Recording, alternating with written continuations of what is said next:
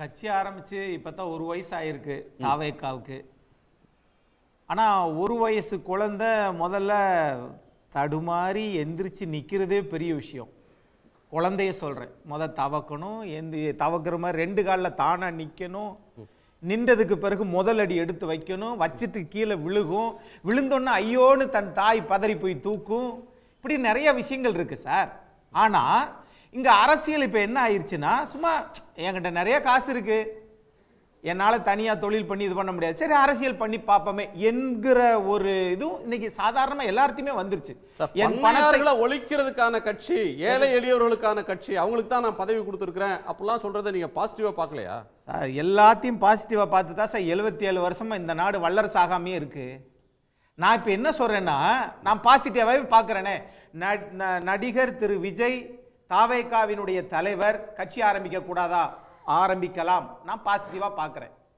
ஆனா அதே நேரத்தில் ஒரு சிங்கம் கூட சார் தன் கொகையை விட்டு வெளியே வருகிற போது, காலையில போகிற போது தன்னுடைய காலை பார்க்கும், காலை பார்த்து நிழலை பார்க்கும், சரி இப்ப எவ்வளவு தூரத்துக்கு இருக்குது அப்படின்னு. ஒரு 2 மைல் தூரம் நடந்ததற்கு பிறகு திரும்பவும் அதே மாதிரி பார்க்கும், நிழல் கூடியிருக்கா குறைஞ்சிருக்கா. அதுக்கு பேர் அரிமா பார்வை அப்படிங்கிறது. ஒரு சிங்கம் கூட தன் பிறக்கிற காலத்திலிருந்து சாகிற காலம் வரைக்கும் ஒரு அரிமா பார்வை என்று சங்ககால இலக்கியத்தில் நான் பார்த்துருக்கிறேன். ஆனால் ஒரு அரசியல் கட்சிக்கு சார் நீங்க என்ன சொல்றீங்க, 67இல் பேரறிஞர் பெருந்தகை அண்ணா ஆட்சிக்கு வந்தார், 77இல் புரட்சி தலைவர் மனிதநேய தலைவர் ஆட்சிக்கு வந்தார். ஆனா அந்த பார்வையை சற்று குழப்பமா நான் பார்க்கிறேன் சார். எப்படின்னா 67இல் ஆட்சிக்கு வந்த பேரறிஞர் பெருந்தகை திமுக சல்லுன்னு ஆரம்பிச்சிடல, திராவிடர் கழகத்தில் இருந்தார், அங்க அனுபவம் பெற்றார். அதற்கு பிறகு ஆட்சி அதிகாரத்துக்கு வர வேண்டும் என்று தந்தை பெரியாரிலிருந்து விலகி இங்கு தனி கட்சி ஆரம்பிச்சார், அதனால் ஆட்சிக்கு வந்தார். நேரடி அதே மாதிரி தான் புரட்சி தலைவர் எம்ஜிஆரும் 52 மாதிரி நேரடி அரசியலுக்கு வரலையே தவிர, அரசியல் நடவடிக்கைகளை நான் பல ஆண்டு காலமாக உன்னிப்பாக கவனித்துக் கொண்டே வந்தேன். தமிழ்நாட்டுக்கு ஏதாவது செய்யணுன்ற எனக்கு ஆசை வந்தது. நான் என்னுடைய ரசிகர் மன்றத்தை சேர்ந்தவர்கள், தொண்டர்கள்லாம், இயக்கத்தினர்லாம் பல ஆண்டு காலமாக உதவிகள்லாம் செஞ்சுருக்கிறாங்க, வெள்ள நிவாரணத்துக்கு பண்ணியிருக்காங்க, இரவு பாடசாலைகளை செய்கிறாங்க, அதன் நீட்சி அப்படின்ற ஒரு கோணத்தை முன்வைக்கிறாங்களே சார். சார் எல்லாமே இப்போ எனக்கு கூட சார் அமெரிக்காவில் நின்று கவுன்சிலர் ஆகணும்னு ஆசை. ஆனால் தானே பாஸ்போர்ட் என்கிட்ட இருக்கா, விசா இருக்கா? அது மாதிரி தான் எல்லாமே. நீங்கள் ஆசைப்படுவது, லட்சியப்படுவது எல்லாமே சரி. ஆனால் மேடையில் இருக்கக்கூடிய அந்த பெருந்தலைவர்கள் இருந்தாங்களே சார், அந்த தலைவர், நான் யாரையும் குறைச்சி மதிப்பிடலை, நீங்கள் ஏழைகளுக்காகவே வாழக்கூடியவர்கள் தான். அந்த மேடையில் யாராவது ஒருத்தராவது 300 கோடிக்கு கீழே சம்பாதிக்கிற யாராவது ஒருத்தரை காட்ட சொல்லுங்க. பேசினவங்கள சொல்றீங்களா, உட்கார்ந்து இருக்கிறவங்கள சொல்றீங்க? மேடையில் பேசினவங்கள சொல்றேன்.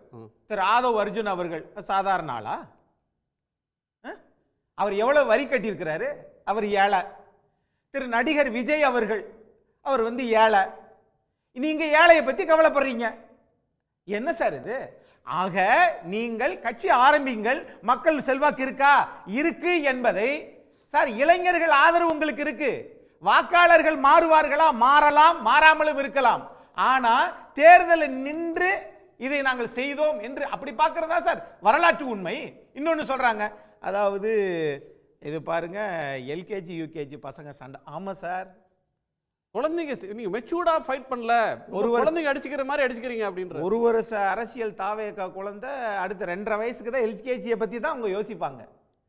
நான் மும்மொழி கொள்கைன்னு சொல்றீங்கல்ல, நாங்கள் இந்தியை எதிர்ப்போம், தமிழ்நாட்டில் நுழையவிட மாட்டோம் அப்படின்னு என்னைக்காவது சொல்லியிருக்கீங்களா? திரு நரேந்திர மோடி அவர்கள் தமிழ்நாட்டுக்கு எதிராக செயல்படுகிறார் என்று உங்கள் அறிக்கையில் எங்காவது வந்திருக்கா? இல்லையே.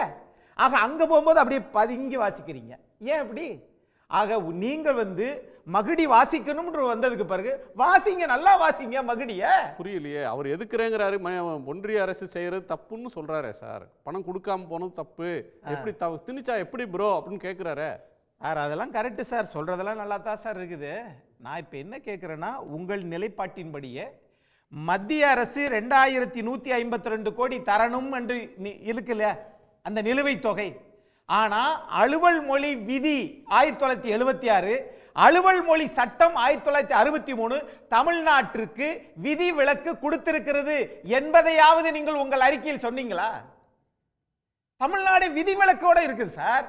அப்போ பணமும் தரமாட்டேன் மும்மொழி கொள்கையை ஏத்துக்குங்கன்னு சொன்னா இது எப்படி நீங்க ஏத்துக்கிற முடியும்? ஆக நீங்கள் பேசுவது வெளிப்படையாக இதுதான் உண்மை அப்படின்றத நீங்க தெள்ள தெளிவா சொல்லுங்க. எமர்ஜிங் பொலிட்டிக்கல் ஃபோர்ஸ்னா நாங்க வளர்ந்து வரும் கட்சி அப்படின்னு சொல்லலாம். How long sir? அது ஒரு கட்சிக்கு உரிமை இருக்கு. Sir, what is a test? தேர்தல் தான் டெஸ்ட்.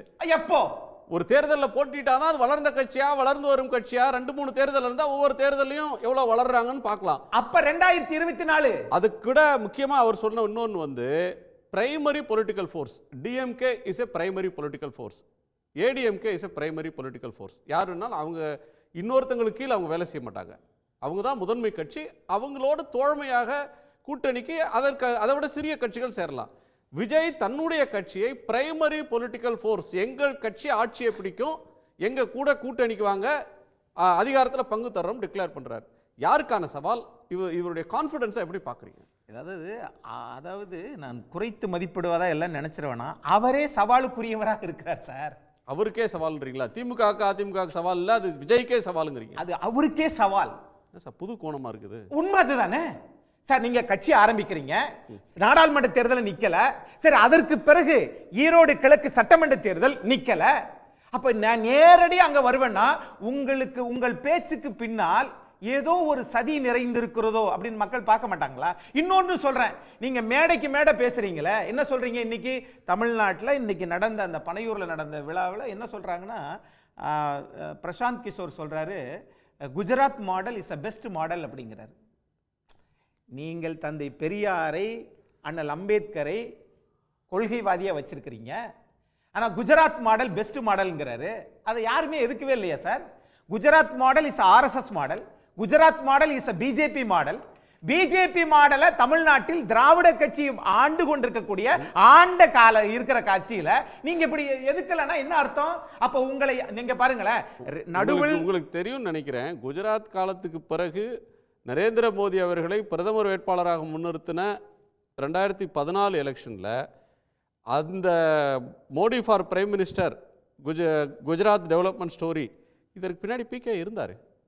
ஆனா பிகே அதுக்கு ஒர்க் பண்ண, திமுக ஒர்க் பண்ண தெரியும், அவர் பிஜேபிக்கு ஒர்க் பண்ணவரு. நான் இப்ப சொல்றேன் சார், பிராண்ட் மோடிய இப்ப நான் சொல்றேனே, நீங்க சொல்லக்கூடிய பிரசாந்த் கிஷோர் பிரதமரையே பிரதமர் நாற்காலியில் அமர வைத்தார் என்றால் அவர் ஒரு சட்டமன்றத்துக்குள்ள பீகாருக்குள்ள போக முடியலையே.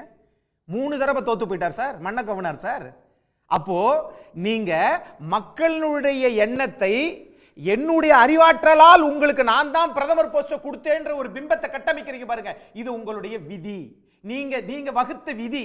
ஏன்னா உழைச்சா நீங்க மேல வர முடியாது, என் அறிவால் நீங்க மேல வந்துட்டீங்க அப்படின்னு சொன்னா இது எந்த ஊர்ல ஏத்துக்குருவாங்கன்னு சொல்றேன். அதனால நீங்க அதாவது நடிகர் விஜய் அவர்கள் இளைஞர் செல்வாக்கு இருக்கிறது என்பதை வாக்காளர்களாக வாக்கு வங்கியாக மாத்தினா தான் தெரியும்.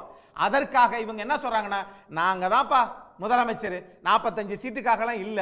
சரி நான் கேட்கிறேன் சார், இதே இது திரு ஆதவ் அர்ஜுன் அங்க இருந்தார்ல, நம்ம விடுதலை சிறுத்தைகள் கட்சியில் இருந்தார்ல, அப்ப அங்க இருக்கிற போது என்ன சொன்னாரு? அந்த அண்ணல் அம்பேத்கர் புத்தக வெளியீட்டு விழாவில் ஐயா காஞ்சி சங்கராச்சாரியரை பெருமையா பேசினாரு.